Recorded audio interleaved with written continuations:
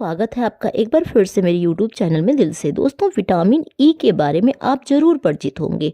चाहे हेल्थ की बात हो, चाहे ब्यूटी की बात हो, चाहे किसी भी तरीके से हमारे बालों की बात हो, इन सब में विटामिन ई का रोल जो होता है बहुत कारगर भूमिका निभाता है। तो आज के वीडियो में हम बताएंगे कि विटामिन ई से मिलने वाले फ़ायदे और उनके नुकसान, कौन सी ऐसी चीज़ें हैं जिनमें कि विटामिन ई भरपूर मात्रा में होता है, या फिर विटामिन ई के सप्लीमेंट के रूप में विटामिन ई हमें किन किन लोगों को लेना चाहिए, किन किन लोगों को नहीं लेना चाहिए। तो वीडियो को अभी का अभी लाइक कर दीजिएगा। दोस्तों विटामिन ई 7 अलग अलग कंपाउंड से बनता है जिसका नाम है अल्फा टोकोफिरल। इस अल्फा टोकोफिरल से ही विटामिन ई के अंदर जितने भी हेल्थ बेनिफिट हैं वो छुपे हुए हैं, क्योंकि अल्फा टोकोफिरल के में छिपे हुए जितने भी कंपाउंड हैं, इसके गुण हैं, वो हमारे तनाव को दूर करते हैं।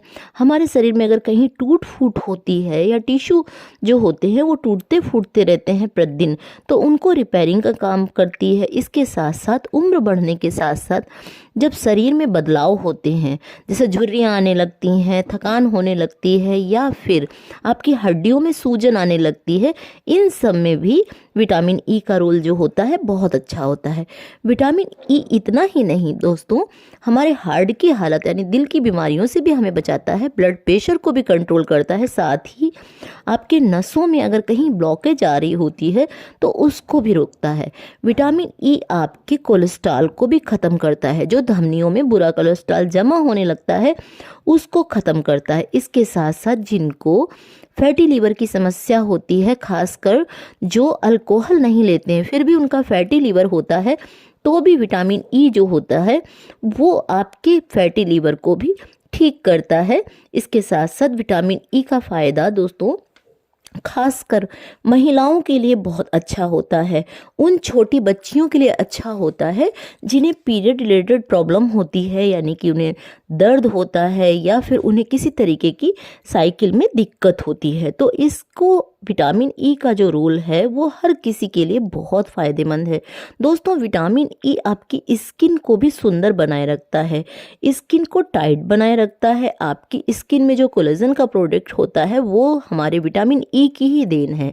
अगर आपके त्वचा में कोलेजन जो है वो अच्छी मात्रा में बन रहा है तो आपको त्वचा पे झुर्रियाँ नहीं आती हैं, आपकी त्वचा जो होती खिंची खिंची नहीं लगती है, या फिर आपकी त्वचा लटकती नहीं है। तो इस कारण से ही बहुत सारी ब्यूटी क्रीम में, बहुत सारे शैम्पू में, बहुत सारी ऐसी चीज़ों में विटामिन ई ऑयल पड़ा होता है। विटामिन ई पड़ने से उन सब में वो गुणवत्ता बढ़ जाती है जो त्वचा को चमकदार बनाती है। विटामिन ई को अगर आप तेल में मिला करके अपने बालों में लगाते हैं तो आपके बाल झड़ते नहीं हैं, मजबूत बनते हैं, चमकदार होते हैं। लेकिन अभी तो हम बात कर रहे हैं कि विटामिन ई हमें किस तरीके से लेना चाहिए, किन किन चीज़ों में होता है। विटामिन ई आपकी याददाश्त को भी बढ़ाता है। जी हाँ दोस्तों, जिनको उम्र बढ़ने के साथ साथ या ऐसे भी भूलने की बीमारी होती है उनको विटामिन ई लेने से इस बीमारी से मुक्ति मिलती है। विटामिन ई बुजुर्गों के लिए भी बहुत वरदान साबित होता है, क्योंकि उम्र बढ़ने के साथ साथ घुटनों में दर्द, हड्डियों को मजबूत ना होना, कट की आवाज़ होना, रोग प्रतिरोधक क्षमता का घटना यानी इम्यूनिटी का कमज़ोर होना, इन सारी प्रॉब्लम को फेस करना पड़ता है बड़ों को, बुजुर्गों को। तो इन सब में भी विटामिन ई जो होता है वो कारगर भूमिका निभाता है स्वस्थ रखने में। अब बात कर लेते हैं बढ़ते हुए प्रदूषण की। प्रदूषण तो अब हमारे चाहे छोटे शहर हों चाहे बड़े शहर हों, हर जगह दिनचर्या का हिस्सा है। ऐसे में फेफड़ों को अस्थमा की बीमारी लग जाना एक साधारण सी बात होती जा रही है। ऐसे में अगर विटामिन ई का कैप्सूल आप लेते हैं तो अस्थमा जैसे रोग को ये रोकता है, क्योंकि हमारे जो फेफड़े हैं उनको मजबूती प्रदान करता है, उनको ऑक्सीजन देता है, उनकी इम्यूनिटी कहा जाए तो बढ़ाता है। तो इस कारण से अस्थमा का खतरा जो होता है वो ना के बराबर रह जाता है विटामिन ई का प्रचुर मात्रा में प्रयोग करने से। अब जान लें कौन सी ऐसी खाने की चीज़ें हैं जिनमें विटामिन ई होता है। तो सबसे पहले खाने की बात करते हैं तो हम सीड्स की बात करेंगे। सनफ्लावर के जो सीड्स होते हैं यानी कि बीज होते हैं, सूरजमुखी के बीज, उनको भूंज करके 1 चम्मच की मात्रा, आपको ना तो तेल डालना है ना घी डालना है, बस आपको कढ़ाई में ऐसे ही भूंज लेना है। उनकी 1 चम्मच की मात्रा मात्रा अगर आप लेते हैं तो आपको पर्याप्त मात्रा में विटामिन ई मिलता है, क्योंकि सूरजमुखी के अंदर वो सारे ऐसे नेचुरल कंपाउंड होते हैं जो विटामिन ई का स्रोत होते हैं। मूंगफली की बात करें तो इसमें भी प्रचुर मात्रा में विटामिन ई होता है। पीनट बटर जो होता है उसमें भी अच्छी मात्रा में विटामिन ई होता है, तो आप इसको भी ले सकते हैं। मूंगफली, अलसी या फिर जो अलसी के साथ साथ चिया सीड वगैरह है उनको भी आप ले सकते हैं।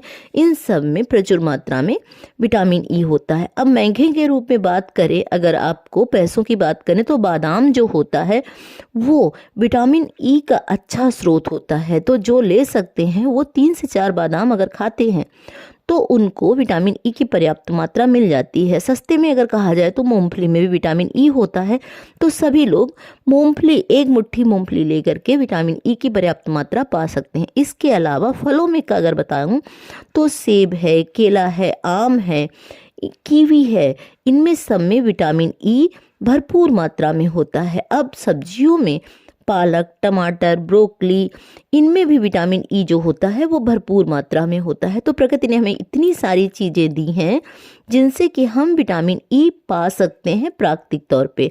अब चाहे तो इसके आप विटामिन ई के कैप्सूल जो है वो 200 mg के आते हैं, उनको खाना शुरू कर सकते हैं। लेकिन एक बात का ध्यान रखें कि किन लोगों को इसका कैप्सूल जो है वो नहीं लेना चाहिए। जिनकी सर्जरी हुई हो, या फिर प्रेग्नेंट लेडी हो, या फिर जिनको जो खून पतला करने की दवा खा रहे हैं, उनको विटामिन ई का कैप्सूल नहीं लेना चाहिए।